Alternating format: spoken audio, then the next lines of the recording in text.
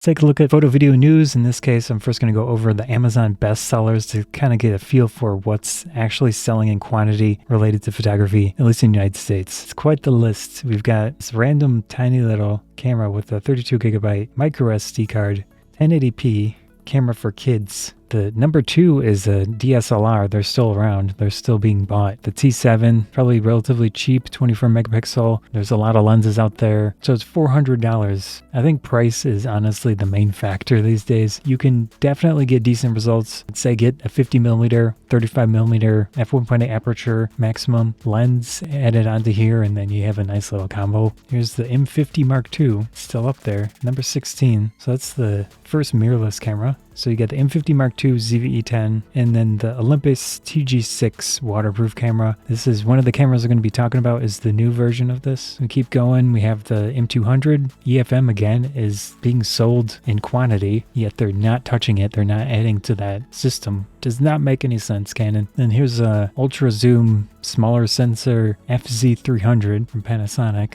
And we got the ZV1F, which is the cheaper, not amazing version. It has a slow sensor, which is a bad combination for video stuff. But I mean, it's better than some of this other junk. It's not cheap though. Another T7 kit. Here's a Kodak AZ405 20 megapixel tiny sensor long zoom 4000D kit. Here we've got the R50. So it's moving up, but it's number 69. Then we have the R6 Kodak, another long zoom. Definitely quite the list of cameras here that are selling in quantity. Still going the consumer photography route. We have the Apple iPhone 15 releases. I'm just going to do a quick overview of the camera specs. The 15 Pro and then the 15 Pro Max, which is physically larger. The main camera on the Plus, which is the cheaper one, has a 1 micron size for the photo sites, f1.6 aperture. I don't really care about the pixel count, but it seems a decently sized sensor with optical stabilization, phase detect autofocus, but 26 millimeter equivalent field of view for that module. Compared to these two, which they look the same. The sensor photo sites are bigger on the two other phones, and it's slightly wider angle. With Android phones, I have two different phones, and they both have ultra-wide camera modules, so it's a wider field of view on those, but you can't actually use them in any apps that I've found. One of them is a Moto, other one is a TCL, so maybe it's brand specific, but I don't know. Maybe Apple is different with this. I would assume so, considering they're standardized. Home Systems, formerly Olympus, did announce the TG7, which is the shockproof and waterproof camera,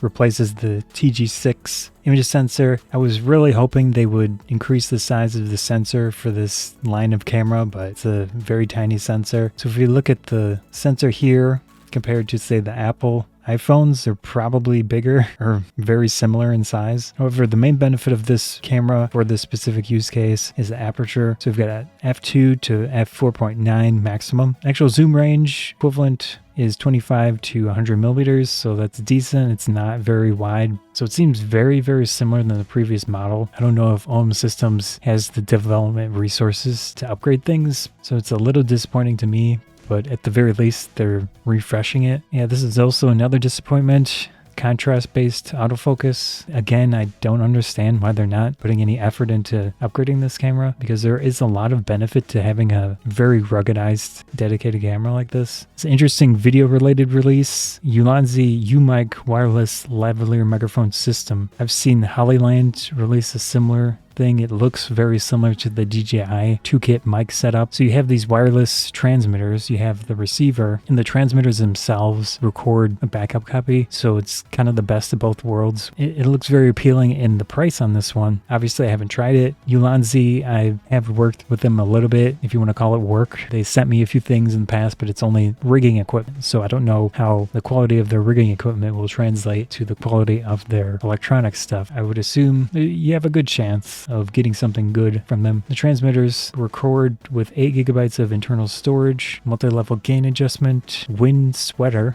I've never seen it called wind sweater. I've heard wind muff, which apparently muff is a questionable word in some places, not in the United States. It doesn't have that connotation. I've heard wind screen, which is kind of the safest route. Oh, dead cat is another one that people call it. So that's a lot of A lot of names, but they call it the wind sweater. 2 furry windscreens are provided to effectively suppress wind noise while still recording clear sound. Cool. Up to 20 hours of battery life. We've got 100-meter transmission range potentially. At face value, considering the price, it looks good. More video stuff. Blackmagic just announced their cinema camera 6K. The very cool and interesting thing about this is that it uses the Leica L mount, so they're now part of that L mount alliance. Now you have Sigma, you have Panasonic, Leica of course. I think someone else, 1 or 2 companies joined them as well. I can't remember who they were, but it's nice to see it start to grow. The price, considering what you're getting a lot of video functionality for $2,600. L mount, of course. It says active L mount, so it has iris control. It says autofocus available using compatible lenses, so at the very least it does have autofocus. I don't know if it's going to be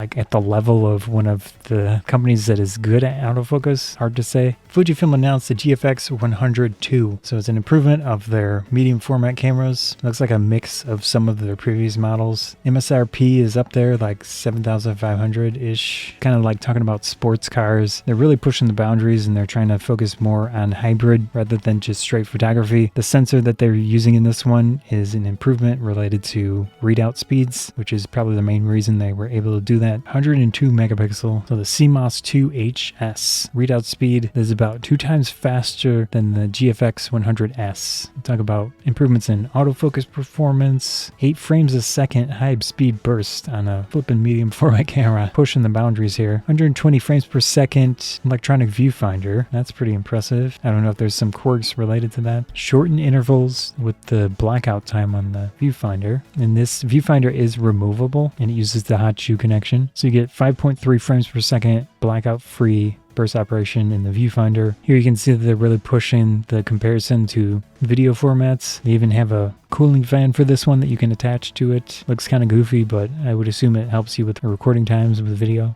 You can do external SSD recording, which is cool. A lot of options. They're really pushing boundaries. It even has 8 stops of sensor-based stabilization, and the viewfinder itself is 9.4 million dot, which is one of the highest I've seen. Full-size HDMI port, which is cool. Probably one of the quirks here is that it uses the MPW235 battery, which is a little undersized for a camera of this level, but I don't think it's that bad. Deep Review did make a little chart here. They pulled out the CIPA battery ratings, 540 compared to 800 of the previous model, the GFX 100. The Hasselblad is a little bit lower. The GFX 100S is actually a little bit lower as well. So not ideal, but 540, and you're probably going to get more photos than this rating. It does have a combination of the 2 card slots. You have the SD card and the CF Express. So I personally prefer 2 of the same format, but it's fine. I mean, if you have the money to buy this camera, you'll have the money to buy different formats easily.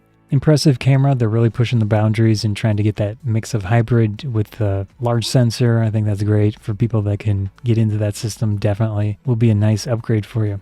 I was thinking about moving this into its own video, but the Lumix series of cameras, they did release a new Micro Four Thirds, so the G9 Mark II, which does have, again, a 2x crop factor on these cameras. Pretty large camera physically. The price, $2,500 with this specific lens. MSRP is not cheap.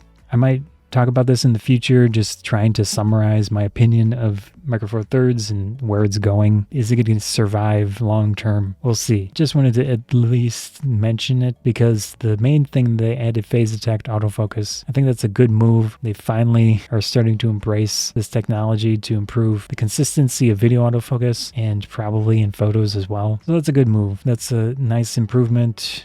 This camera is not cheap for what it is. You're getting the ruggedness. You're getting a 3-year warranty in the United States at least. Yeah, so I don't know. Maybe I'll talk about more in the future. Here's a random one. I just noticed that Nikon did announce 4 new ambassadors to their group. So they say world-class visionaries join the roster of industry's most elite storytellers, including these people. So if you want to check that out and read their backstories, it's nice that they're trying to have a bunch of people that can demonstrate their equipment and stuff. I don't know how it works or the details of it. I wanted to include Nikon in something. I didn't see any actual gear news for them. Canon did announce a set of RF mount cinema primes, which is cool, but very niche, of course. Go look at the pricing on them. So we've got a 14mm, 20, 24, 35, 50, 85, and 135. So you got a T-stop of 3.1, up to, there's a 1.3, pretty fast. Yeah, Tamron announced second generation 70 to 180 millimeter f2.8 with vibration compensation for Sony E-mount. So it's the III VC VXD G2 A065. Yeah, this probably is a moderately priced option, actually. So $1,300 for a f2.8 maximum aperture, not bad. So if you're looking for a zoom lens, this might be a good option for you. Last thing related to one of my previous videos, I noticed CineD recently did a full test of the A6700 sensor, dynamic range, all that cool stuff. So there's a ton of information here. They have so much information here. They mentioned the rolling shutter performance of 15.9 in 4K 25p, which is not amazing, but it's not terrible. So that's cool. Although if you go 4K 120p, you get 8.1 milliseconds, which is pretty good. And you got tons of information. So if you want to see that, check it out. Let's see what their summary is. Say the camera performs very well in the lab. Rolling shutter values are okay. Dynamic range is on par with cameras of APS-C. Even full frame. Latitude results show the capabilities of the new sensor and also the pipeline, which is related to the processing. All-I 422 10-bit codec. Yeah, so definitely check them out. Good information. I think that's it for me with photo news. Lots of cool stuff going out there. I probably missed some things, but if you want to talk about it, post in the comments or whatever. Sketterphotography Bonds, I see you.